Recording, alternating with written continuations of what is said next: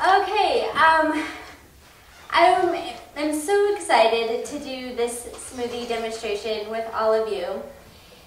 It's so wonderful, and I can't wait to get started. But first, we're going to talk a little bit about meet the health coach, me. I don't really want to talk about myself all too much because you can read my bio if you want that.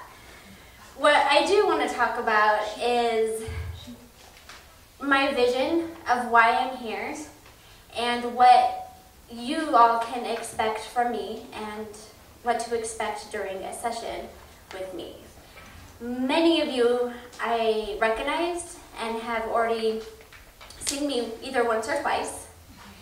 And I just want to tell you how important it is for me to be here. And I'm going to share a little story with you. When I was a girl, maybe 7 years old, my mom came into the living room. I was playing in the living room, and my mom came into the living room, and she looked very tired, kind of worn out, stressed out. Shoulders were kind of hunching over, and she sort of just walked into the living room, and I said, "Mom, what's wrong?" She goes, "Oh, Heather, I have a headache. I feel so tired." And I'm like, "Oh, I'm sorry to hear that," not thinking I could do anything about it. And she goes, "What if I just laid here on the floor and you just kind of put your hands on my back?" And I was like, "What?" And she's like, yeah, I have a headache, and maybe if you just kind of put your hands on my back and kind of put some pressure on it, maybe even walked on my back, because I was little. And I said, "Well, Mom, if you have a headache, just take some Tylenol, like everybody else." And she goes, "Maybe, but just do this for me first." So I said, okay. She lays down on her stomach on the floor, and I start kind of like pressing my hands on her back, and then she wants me to get on her back and start walking on her back, which is kind of fun for me because it was like a little balancing act there. And I get off about, 5 minutes later, and she stands up, and I could see in her face that she felt better. And she said, "Heather, thank you so much, my headache is gone." And I kind of was like, kind of shocked by that, like, well, really? I did something to help my mom feel better. I could see it in her face right away. It took 5 minutes. She told me her headache was gone. This is amazing. And it really was, at that moment, I realized my fascination with the body, with healing, and sort of went down this preventative health way that I've been going through. It's sort of been my life in a way. And right after high school, I went into massage school and just got certifications from there on out and a degree, and it's all been about preventive health. So that's why I'm here. That's my passion. It's what I hope to be doing and am doing right now. So with health, with preventative health, with lifestyle changes, change is sort of the word that I don't really know what to do with. Not a lot of people know what to do with that, because that means change means so many different things. What happens when you change something? It can feel a little uncomfortable. It's something new. It might be something scary. And as far as health coaching goes, it's basically change is motivated by a perceived discrepancy between present behavior and important personal goals and issues. You look at that, you say, I want to be here, but then a lot of our behavior is doing something completely opposite. And it's sort of like how to get that change, that behavior, to run along with the ideals that you have for yourself, the morals, the visions, the guidance, the core values of who you are. And so when I was doing massage for a while, I absolutely loved it. But these clients would come to me with the same problems, the same thing. And it's like, well, that needs to change. Oh, yes, I know. I know that. Thank you very much. And it was how do I do that? I really wanted to know what I could do as a person to help people make changes for the better, for a better lifestyle for themselves. And that's sort of still the question that I'm asking. And now, not only am I asking myself that, but now I'm asking you that. And I'm asking you a lot of questions. So, as a coach, this is a definition that I like. It is the art of creating an environment through conversation and a way of being that facilitates the process by which a person can move toward desired goals in a fulfilling manner.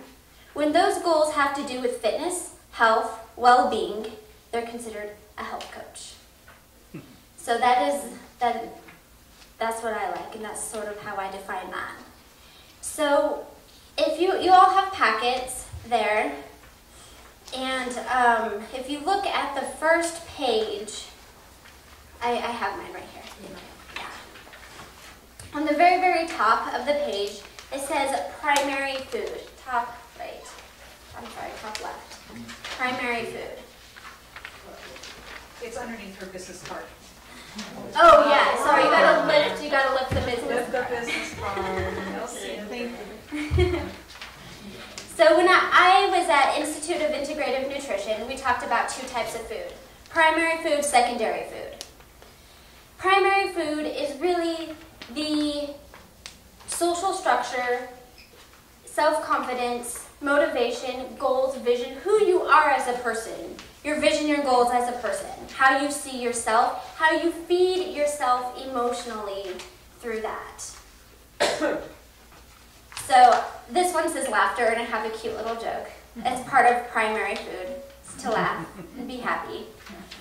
Secondary food is more of the nutrients that we put into our body to help us be well. So I kind of just put that out there because sometimes you'll hear me say that in a coaching session. And that's what that means. But if you turn the page, you see something called the Trans-Theoretical Model of Change, and it kind of goes back to what I was saying before about what motivates us to change. And usually the motivation is that we have a general vision together as a community, that we want to be well, that we want to live wonderful lives. We still have lots to see and do and learn. And we want to keep that going for as long as we possibly can. So that's a general vision that I think that all of us have. And within that are our specific goals and visions for ourselves. And this model kind of takes us to where we really want to see what's going on here. Sometimes I ask, are you exercising? And I get this, no. Well, that's okay, because that kind of tells me where you're at in your stage of exercising, and I like to know that. And then I say, okay, well, why? And then we go through this process of understanding what's going on there. And some of you are say, oh yes, I did that yesterday. And that's really, really nice. And so I can look at that and I can help sort of gauge where you're at in these processes. And everybody is probably at every one of these stages with something. So I just kind of wanted to let you know that that's part of my coaching session, is that I like to know. These are the stages, and I'll ask you some of these questions sometimes. So a lot of us are probably more in the contemplation stage. We're really thinking, we're building that vision, we're building that concept of ourselves. We're asking ourselves new questions for that behavior change to happen. If you turn the page again, this is called the visions and goals. And this is something new that I'm implementing within the coaching session. See, most of you only see me every 3 months. And and we have goals, and we talk about it, and I might give you some handouts, and then I say, good luck. I'll see you in 3 months. And so this really, really, really helps with that. Building the goal and the vision to help you maintain that. And you can put it on your fridge because you'll have you'll have an independent one that is just for you. And it's something really to stick on your fridge or somewhere where you'll see every single day, and you can say, oh, this is my vision, and kind of keep with it, keep on track with what it is, and what are the motivators, what are the barriers. Some of you have heard me say that, okay, well, I hear that this is what you like to do, this is what you want to do. How can we make that happen? Let's go through that vision. Let's really see it in our minds, in our heads. Really take you through that. So, I think I have to fix my shirt so you guys can hear me again. Okay, and that's to where when a week goes by and is super pumped up, like, yes, this is what's going to happen, and then something happens and we forget. We just kind of forget about some of the goals that we have sometimes. And then you come back and see me 3 months later, and I say, so how's everything going? And oh, well, it's good. I kind of forgot what I was supposed to do. And so this is really to help motivate you through that, and to strategize, and to really envision it and embody it. And that's what helps with the change. That's what helps the motivation from, yes, I think that I can do that, all the way to, yeah, I'm doing it, and I love it. It's cool. It's working out great. So some visions to think about, some ideas for a vision, are to really identify what you want, how you see yourself 3 months, 6 months, a year, 2 years from now. What are your values, core values? What are your strengths? It's really easy to be like, well, it hasn't been working me for so long. How is this going to work for me now? Well, you have a lot of strengths, and we'll find them, and we'll play on those and work on them. What are the challenges? That's huge. To know what the challenges are so you know how to overcome them. And strategy. So every 3 months, we do a strategy plan. So this is something a little bit new that I'm going to be working on with you. And if you look here, you see a 3 month goals, and you see a goal, but you don't see a plan anymore, because it's not a plan. It's a commitment that we've all made for ourselves. So let's go ahead and turn the page. And we get to the point now where we get to make some wonderful smoothies. So, before we make the smoothies, though, is there any questions that anybody has for me as far as coaching goes? If you have any questions about this session or anything else? A lot of you know that when you come to see me, I have you move around. From now on, with the fitness assessments, I'm actually going to take you through a small warm-up before we do the fitness assessments. Because I heard a lot of you be like, well, I don't really want to stretch right now. I'm not warmed up. Usually in class, I can stretch a lot more because I've had a whole half hour to warm up. And so now we'll be doing a little bit of warm-up, so that kind of means, socks, some shoes would be nice when you see me. And then when you come back to see me, a lot of times it's like, well, yes, I have questions about this and this. You showed me how to do bicep curls, but now I'm kind of bored with bicep curls. What else do I do? And so we'll go through it and we'll work out just together right there in that room, if that's what needs to happen to really grasp that vision of what you're going to be doing for the next 3 months. So hopefully it's not too scary for you to hear me say all of this stuff.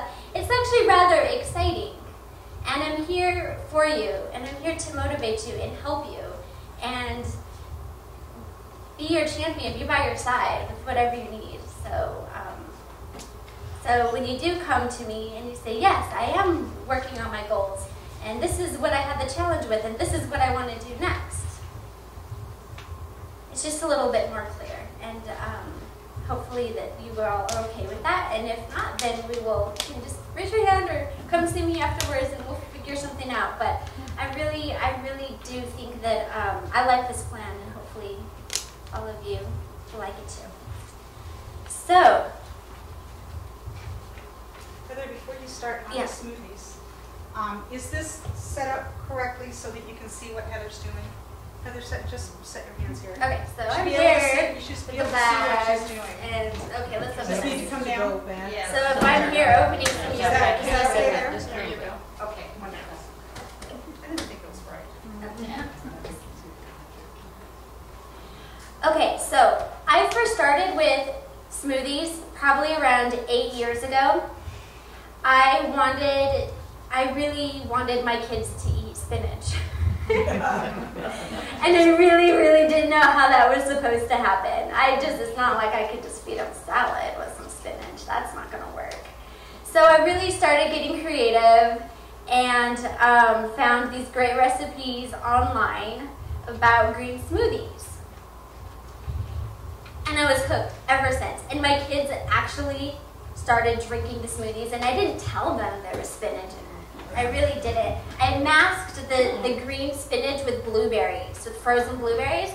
So I'm like, look, it's a purple smoothie. That's awesome, right? And they were like, yeah. And they drank it, and they were drinking spinach. And as a mom, I was just like, yes. And ever since then, I've just started making variations of smoothies and just really got into it. And I've been telling people for many years about smoothies. And it's a big deal now. It's sort of a trend. Everywhere you can see smoothies now, right? Well, I have this 8 great for you smoothie recipes right here. I've tried out some of these and I really like them all. The ones that I'm going to show you today are straight from the ingredients from Costco. I wanted to make it as user-friendly as possible. So if you felt inspired, you can just go straight to the store and just pick up these ingredients and make them tonight if you really wanted to. So let's get started with that. The first one that I'd like to do is this tropical blend right here. And we got all of this from Costco, besides the bananas, but there are bananas at Costco. So what is this? This is strawberries, bananas, pineapple. Mango? Oh yeah, I'm trying to see if there's mango in here. Yeah, mango, strawberries, pineapple, and bananas. Organic. All organic. Okay, so everybody has usually their own way and preference of what ingredients are supposed to go in first. If you're using fresh vegetables that are fruit, a lot of times people say put the ice in first. We're using frozen. And I actually like to put in a banana first. That's the way I do things. But this already has banana in it, so I'm probably going to use a fresh banana for another recipe.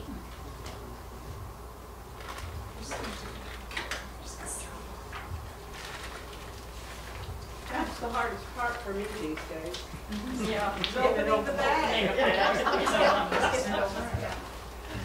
Scissors work really well for that, for sure.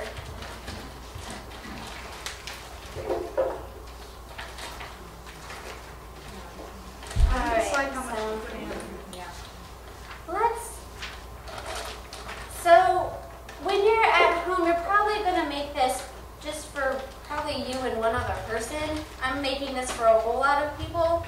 I would say about a cup of frozen fruit for the most part. And then so I'm probably going to go with that for right now, and then I might have to put in some more and make another batch. Well, no, just I was eyeballing this for today.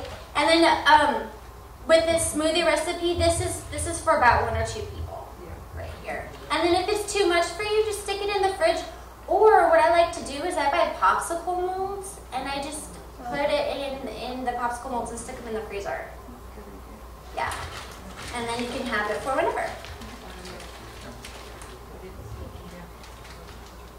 Okay, so we got some baby spinach right here, some organic baby spinach, which is going in.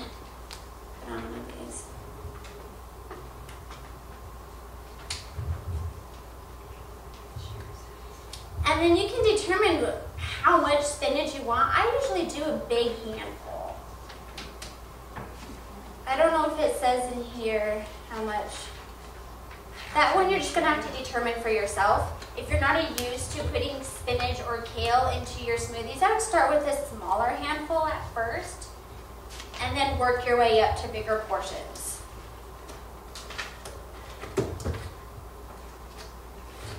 So I'm just gonna take this and just kind of stuff it in there.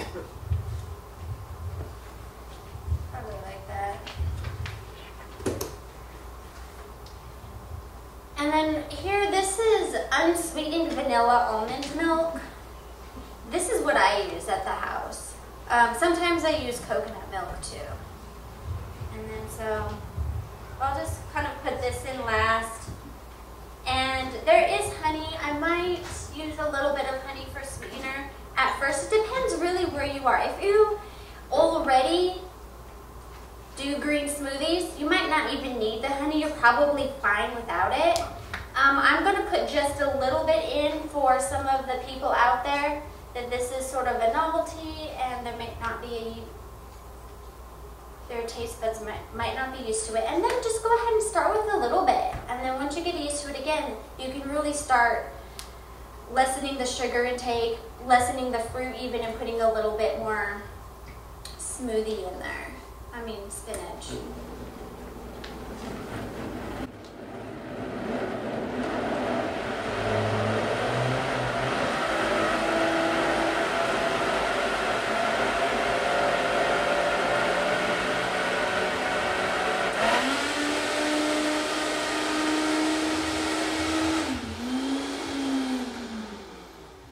I'm gonna put some more on it.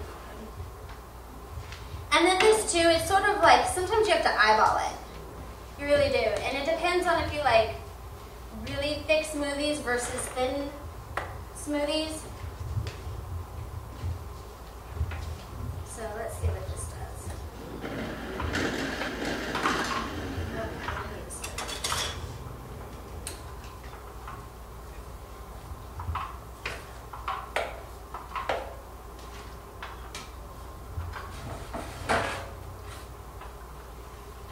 If you look on the other page, just turn the page, you'll also find some other recipes in there. They're not measurement recipes, they're just more like ideas of something that of other things that you can do. Now, when I make this at home, I make a very similar recipe, but I'll add flax a little to it. Just because I like that. There we go.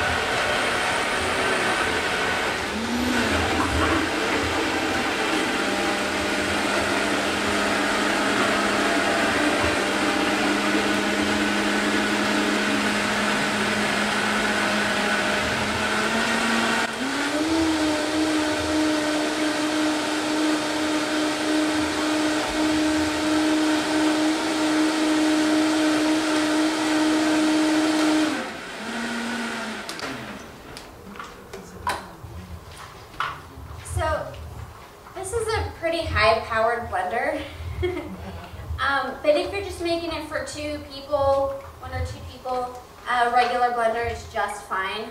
I make this for like 5 or 6 people a lot of times, so I bought myself a more high-powered blender. Okay. If you have a very sensitive stomach, about 40 minutes before, let's see, after you've had food, or in 40 minutes before you're about to eat. So this could be considered a snack. If you have a very, very sensitive stomach, then I recommend something just like green apple with some spinach, maybe a banana, and some water, and blending it up that way. And then also too, a very important note to make is that when we eat food, we chew our food. And we do that because it produces the salivary glands, produce all of that the enzymes to help with digest food. So when you are drinking a smoothie, kind of just act like you're almost chewing it because it really helps with the digestive process. Yeah, and it is, and they say the same thing with juices too. Like if you actually get freshly pressed juice, they really do ask you to kind of like swish around in your mouth and get those salivary glands going because those have enzymes that help you digest food. So, more like carbohydrates, I should say. It helps you digest carbohydrates. Okay, so the next, is anybody here allergic to peanuts? Okay, good. I just wanted to ask before we did any of the powdered peanut butter one, you know, just making sure. Okay, so actually we're going to do, before we get to the powdered peanut butter one, I also want to make a strawberry vanilla yogurt smoothie. So let's get this one. Actually,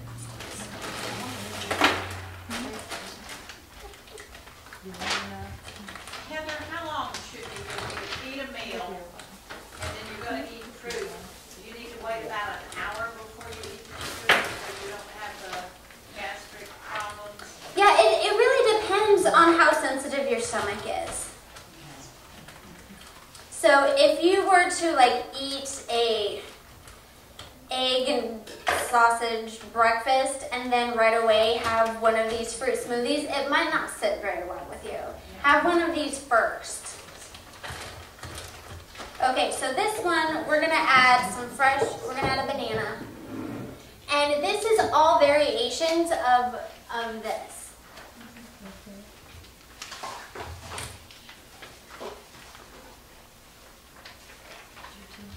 So this is the one that I like to make with my kiddos because it hides the spinach. It hides the green because there's a lot of berries and blueberry. And then they don't know that it's in there. That's great. And if you have a problem with the green look, just get the blueberries.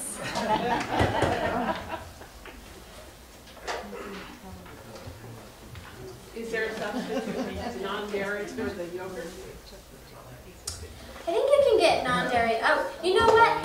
Yeah, so this is a little bit for protein, but it's also to help with a creamy consistency if that's what you like. So if you're not into yogurt, you can just put a half an avocado. Yes, and it's a really nice creamy consistency, and then you get your potassium and your fiber and the healthy saturated fat. Yep. Okay, so I think I want to put this in first. Heather, you know another thing that works is a box of soft tofu. Yeah, there's a recipe in there. Which one is it? Avocado pear smoothie, I think, has some tofu in there. The silken tofu. The soft stuff that you can keep in your pantry. It's in the pantry. Yeah, you can keep it in your pantry. It's called silken tofu and it's soft. Yeah, it's a different type of tofu than the one that's in the fridge.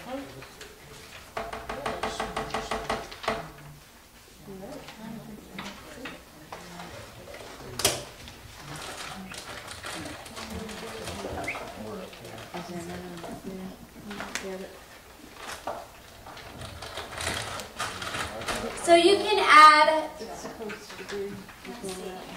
Costco have it? The silken tofu, no, they used to have it by Where the do you case. find it? Did you find it like near the almond mill? Yeah. Mhm. Got all of it there now? if you turn to the page where it says high protein add-ins, you can add all of that stuff into the smoothie. Let me see what we have here. So yeah, we got the kale in there, walnuts, chia seeds.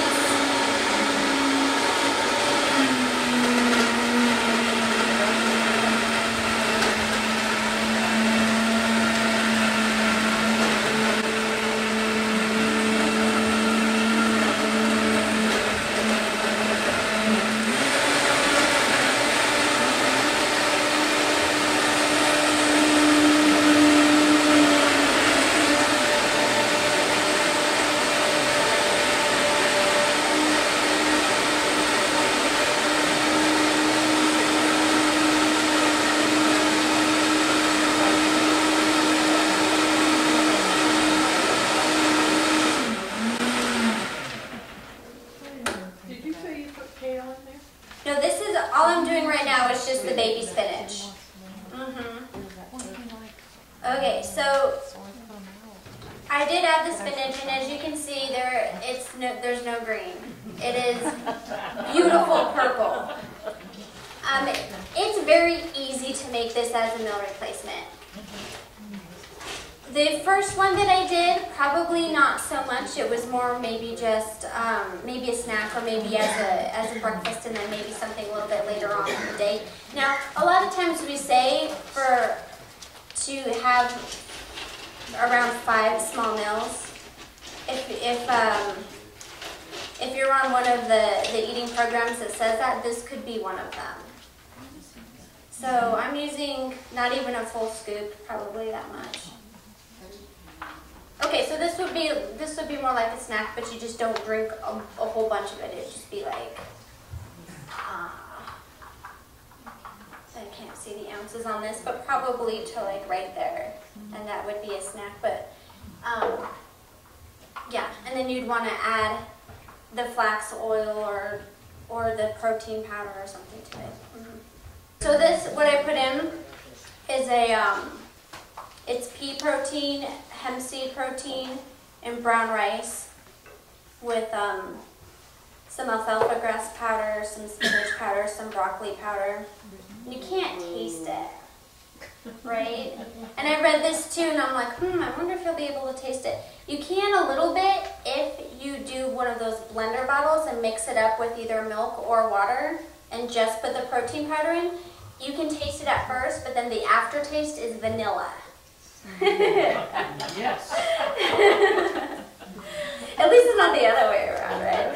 But so if you were to go work out and you wanted to do more of a plant-based protein powder, you could possibly do that with a blender bottle. Now, does everybody know what a blender bottle is? Yes. Okay. So you have that little metal ball in one of these sort of cups, and you tie it on really tight and you shake it up. And basically what it does is it just helps blend the protein powder into the water or the almond milk better, so you don't get all of those chunks. So if you're working out and you're like, oh, I don't want to go home and make myself a smoothie, I've got errands to run or whatever, but I want a healthy protein source, that's what you can do.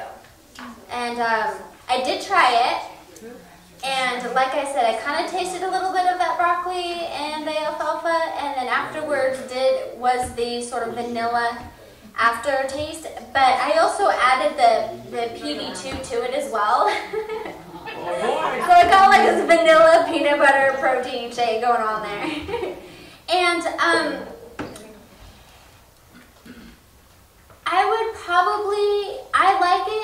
I liked it a little bit, but the more I started drinking it, I was like, okay, this isn't so bad. If I was drinking muscle milk or like the Premier stuff that some of you drink, and then I tried to switch to this, I would probably notice a really big difference. But so it's kind of like you sort of acquire that taste. I have yet to try it with the cocoa powder, which I might do next. Thank you, Colleen. Okay, so speaking of the PB2, this is the PB2 that Dr. Morris likes to promote. It's just powdered peanuts, really, without the fat and without the added calories and with all the benefits of what peanuts give us. So, which is 2 grams of fiber, and this has a little bit of vitamin A and a little bit of calcium. Plenty of protein. Who are the ones that got the vanilla protein shake? How do you like it? Delicious. And I'm not a big fan of vanilla. I like chocolate. But this is delicious. Okay. The next one we're going to do is a peanut butter and jelly smoothie. Jelly smoothie. With the strawberries over here. Oh man. I'm going to put the ginger cutter. So, and any of these two, like I said, you can add a bunch of different things. The the first smoothie, I was supposed to add the ginger in there, and it was right here, and I was just so excited to make a smoothie that I completely forgot about it. But you can look at this too, and I add this a lot, and as we know, ginger helps with digestion, and it adds like a good spice to things. If you're trying to get away from sugar, you add spices like cinnamon and ginger to help out. Does it have a distinctive taste? Ginger? Yeah, it tastes almost just like fresh ginger, but it's powder, so you don't have to mess with the fresh stuff if you don't want to. Yes? How do you use fresh ginger in your smoothies? 2 of these protein powders. Well, Anybody wanna try them? I'll just buy the ginger root, Yep. and I peel off some of just the extra peeling, and then I chop it up into, well, with this I don't have to chop it up too much, but you probably chop it up a little bit, and then it blends. You might get little fibrous chunks here and there from the ginger, but if you like ginger, that's really not a problem. Okay, peanut butter and jelly.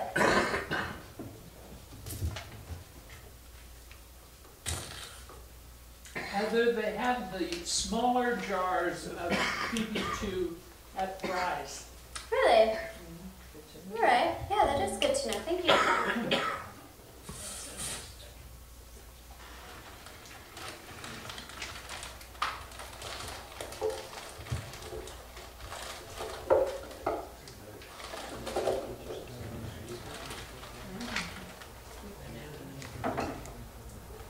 Again, if you're trying to stay away from a little bit more sugar and you don't want to use banana but you still want a creamy consistency, tofu or avocado, it does the job. It really does. How much does avocado change the flavor? Not really that much. No? Because you're only using about a half. You're not Oh, even okay. using a whole Okay. avocado. Now, have any of you ever heard of avocado pudding, chocolate pudding? Uh-huh. Have you heard of that? In a food processor, you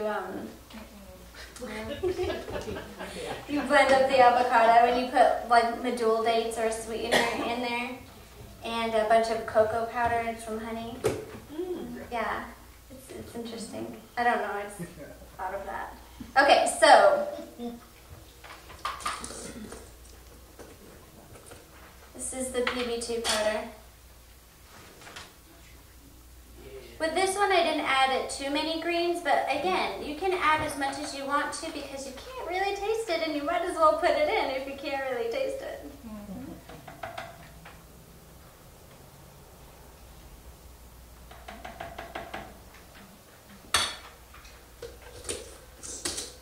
And I am going to add a little bit of honey to this.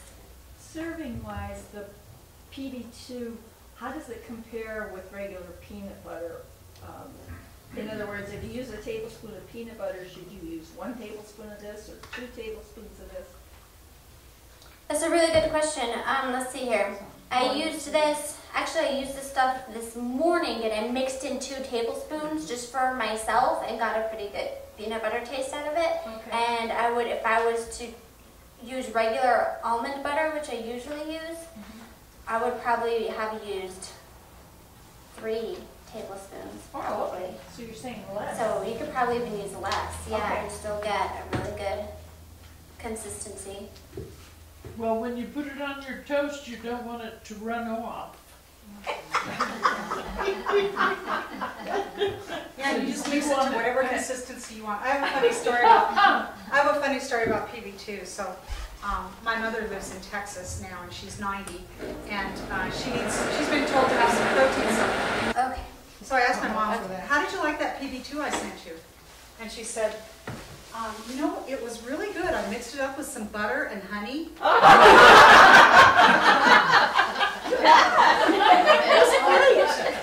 She's 90.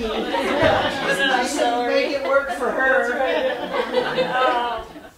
Okay, so this is baking cocoa right here. Baking cocoa. Yep, there's only one ingredient, and that's cocoa. There's no sugar in this. There is some fiber in here, and there's iron in here as well. And it's really high in antioxidants. I know that some of you a lot of times I see right after you see Dr. Morris, and I see these little pamphlets of this cocoa that he's been recommending. So I thought, well, this is perfect. Now you know what to do with it. Put it in a smoothie. So I'm not going to put any spinach in this one. Thanks. What's the fiber, Heather, in that? How did they get fiber in there? You know, it does. Cocoa just has fiber in it. Does? Yeah. It's the same as the Hershey's cocoa that you buy or baking. Yes. It's the same. This is the same thing. Yeah, Yes.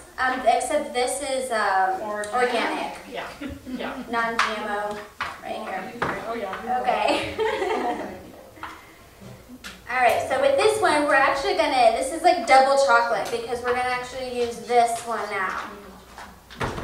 For those of you who are really excited about that. Heather, is there any difference really between coconut milk and almond milk? Is one more nutritionally better or lower fat than the other? Well, I like either to use almond milk or coconut milk, just because it's non-dairy, and I think that they do a really good job with like the unsweetened vanilla. I like that taste to it. As far as vitamins and minerals go, and what's more healthy for you, it kind of has its own thing. Like it's supposed to come from shredded coconut, I believe. They don't actually put a whole lot of coconut in the coconut milk. It's more like a little bit with a bunch of thickeners, unfortunately. Sounds good. I know. But it does say here, like this says that it is lower calories than milk, and it does have more calcium, and coconut milk is the same way. So it does have lots of benefits to it. It depends on how crazy you want to get with that, because I've actually made homemade coconut milk in here before, and it's absolutely delicious. Let's see here.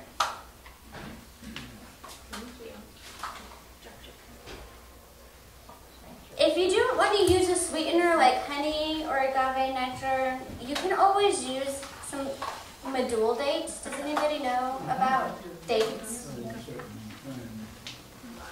You can find dates in any store. Medjool dates have a higher sugar content, so they're really good to use as a sweetener. There's a little pit in the middle of it, and you just take that pit out. If it's dry, then you have to soak it in water for a little bit.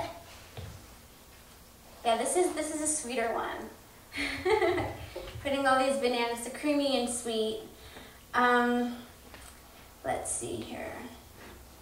Let's do this. Do you need ice for this one? I think so. Ice would be great. Okay, well, we have some ice. There's a lot of ice over there. So medjool dates are a really good alternative because they have fiber, they have lots of minerals in them, potassium, magnesium. Let's see, what else? They have antioxidants. So, and it's really sweet. It's like a treat. In fact, some people just even eat it within itself, or they put a little almond inside of it, or yeah, and then eat it like that. It's pretty good. Thank you. Yeah, let's do some more. So this is really, really high in antioxidants right here. And it's definitely more low fat than if you were to have like a chocolate brownie. But better alternative for sure. So Take those leftover brownies and throw them in a bun.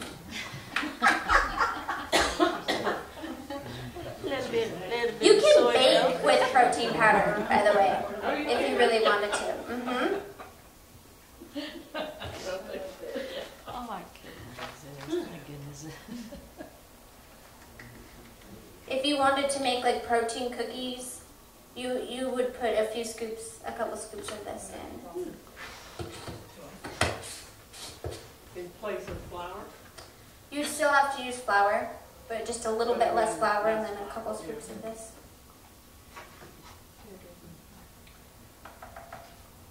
There's the unsweetened cocoa powder.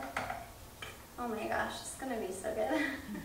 I can smell it. I wish you guys could smell this over here. It's amazing.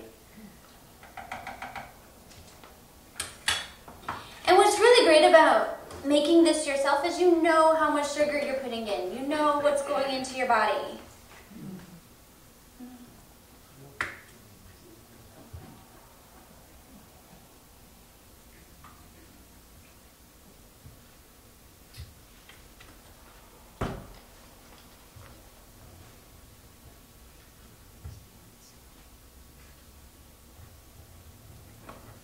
Everybody's paying really close attention to this one. I was like, I really gotta know how to get this one done.